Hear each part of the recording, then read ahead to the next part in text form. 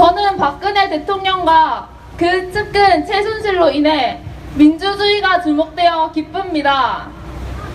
하지만 또 한편으로는 박근혜 대통령의 하야만이 민주주의의 실현이라 이야기하는 것이 슬픕니다. 박근혜 정부는 세월호 사건, 위안부 문제, 국정교과서, 사드 배치, 청년 실업, 노동자 탄압 등으로 국민들을 돈과 기업의 노예로 만들고 불행에 빠뜨렸습니다. 그리고 박근혜 대통령은 자신의 배후 세력인 최순실과 기득권의 이익을 위해 국민을 이용하고 국민의 삶을 황폐하게 만들었습니다. 박근혜 대통령은 국민과의 소통은 단절한 채 자신과 기득권을 위한 정치를 해왔습니다. 그에 분노한 국민들이 박근혜 하야를 외치는 지금 저는 궁금한 점이 있습니다. 첫째, 저에게는 가부장적이고 폭력적인 아버지가 있습니다. 그리고 절대 명령적인 어머니가 있습니다. 저희 가족은 함께 시간을 보낼 마음의 여유가 없습니다. 둘째, 제가 다닌 초, 중, 고등학교에는 반 학생 전체의 의견을 묻지 않고 친한 친구의 의견만 듣는 반장들이 있었습니다. 반장의 뒤에서 자신들의 입맛대로 학급의 일을 결정하는 반장의 친구들이 있었습니다.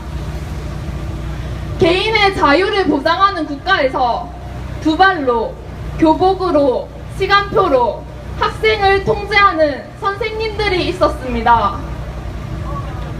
셋째, 제가 아르바이트 했던 직장에서는 노동자와 노동법보다 돈과 상품을 더 우선시하는 사장이 있었습니다. 여러분, 박근혜 대통령이 하야하면 제가 직면한 가정과 학교와 노동의 문제가 해결됩니까?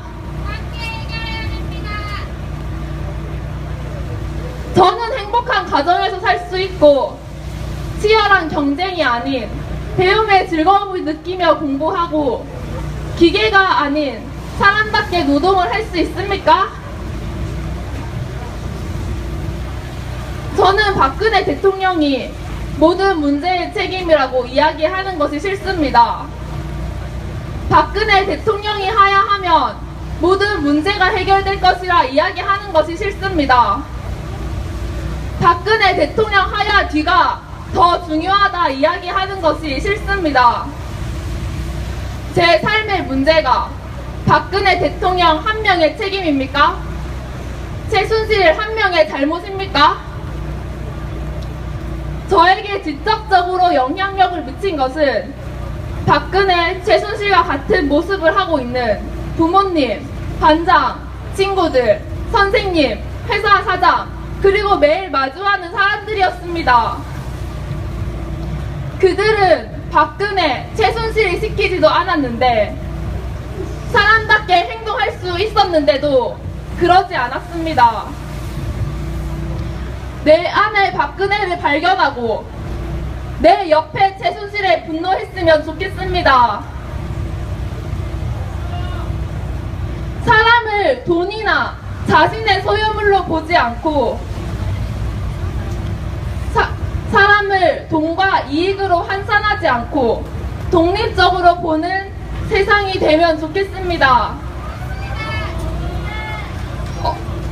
어쩔 수 없는 경쟁 속에서 남을 밟고 올라서야만 내가 살아남을 수 있는 것이 아니라고, 우리는 함께 살아가는 존재라고, 사람답게 살 세상을 함께 만들어 가자고 이야기하는 사람들이 많아졌으면 좋겠습니다. 감사합니다.